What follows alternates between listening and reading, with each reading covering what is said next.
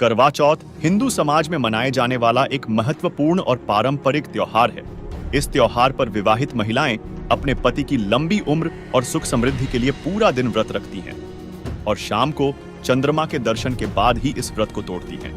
करवा चौथ का व्रत हर साल कार्तिक मास की कृष्ण पक्ष की चतुर्थी तिथि को रखा जाता है, जो कि उत्तर भारत के ज्यादातर राज्यों में मनाया जाता है। तो चलिए आज की इस वीडियो में जानते हैं कि क्या है करवा चौथ के व्रत के पीछे की पौराणिक कथा। दर्शकों, मान्यता अनुसार करवा चौथ के दिन महिलाओं द्वारा शिव जी और माता पार्वती की पूजा की जाती है। वहीं करवा चौथ के व्रत को लेकर एक लोक कथा यह है कि एक सत्यवान नामक राजा की पत्नी ने अपने पति की लंबी उम्र की कामना से इस दिन करवा चौथ व्रत रखा, जिससे उसके पति को जीवन दान मिला।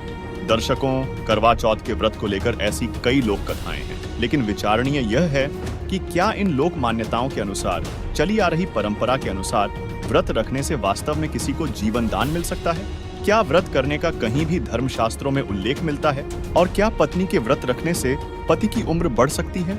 चलिए इस बात की पुष्टि हम धर्मशास्त्रों से प्रमाणित करके दिखाते हैं। दर्शकों, आज मनुष्यधारी प्रत्येक प्राणी शिक्षित है, लेकिन मानव की विडंबना यह है कि वह अपने धर्म ग्रंथों को नहीं देखता और लोक मान्यताओं के अनुसार समाज में चली आ रही परंपराओं को किए जा रहा है, जो उसके दुख का कारण बनी हुई है, क्योंकि सदग्रंथों में किसी भी तरह के व्रत को रखना मना किया गया है। देखिए, गीता अध्याय 6 श्लोक 16 में गीता ज्ञानदाता कहता है कि हे अर्जुन, यह योग अर्थात भक्ति न तो बहुत खाने वाले की ओर, न बिल्कुल न खाने वाले अर्थात व्रत करने वाले की सिद्ध होती है।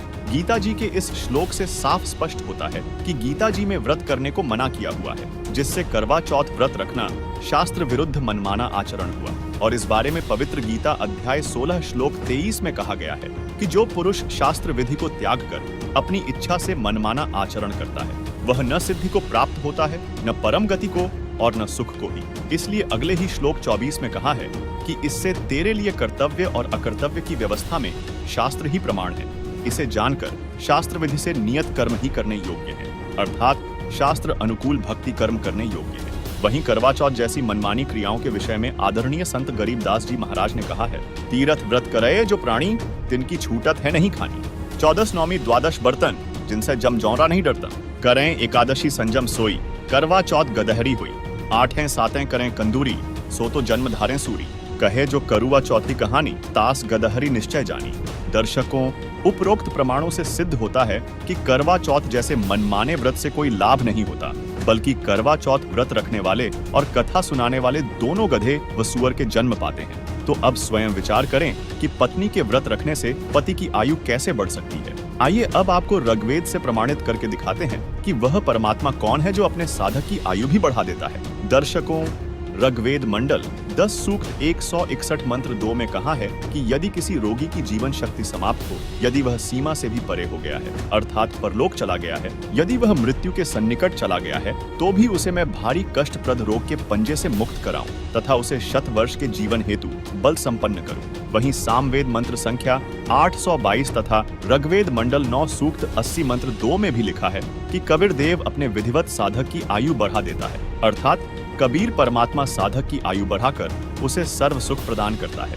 दर्शकों, इन प्रमाणों से पता चलता है कि वह परमात्मा कबीर साहिब जी हैं, जो अपने सच्चे साधक की आयु भी बढ़ा देते हैं, लेकिन उसके लिए शास्त्र अनुकूल भक्ति करना अनिवार्य है और शास्त्रों से प्रमाणित भक्ति एक पूर्ण संत ही प्रदान कर सकता है, जिसकी पहचान गीता अध्याय 15 श्लोक 1 में बताई गई है कि ऊपर को पूर्ण परमात्मा आदि पुरुष परमेश्वर रूपी जड़ वाला, नीचे को तीनों गुण अर्थात रजगुण ब्रह्मा, सतगुण विष्णु व तमगुण शिव रूपी शाखा वाला अविनाशी विस्तारित पीपल का वृक्ष है। जैसे वेद में छंद हैं, ऐसे संसार रूपी वृक्ष के भी विभाग छोटे छोटे हिस्से या टहनियां व पत्ते कहे हैं। उस संसार रूप वृक्ष को जो इसे विस्तार से जानता है, वह पूर्ण ज्ञानी अर्थात तत्वदर्शी है। वहीं आदरणीय संत गरीबदास जी महाराज ने पूर्ण संत के विषय में कहा है, गरीब सतगुरु के लक्षण कहूँ, मधुरे बैन विनोद। 4 वेद 6 शास्त्र कहा 18 बोध, अर्थात जो संत सर्वशास्त्रों अर्थात चारों वेद, 6 शास्त्रों तथा 18 बोध का ज्ञाता होता है। जैसे 4 वेद एक बोध, 18 पुराण भी एक बोध, इस प्रकार कुल 18 बोध है।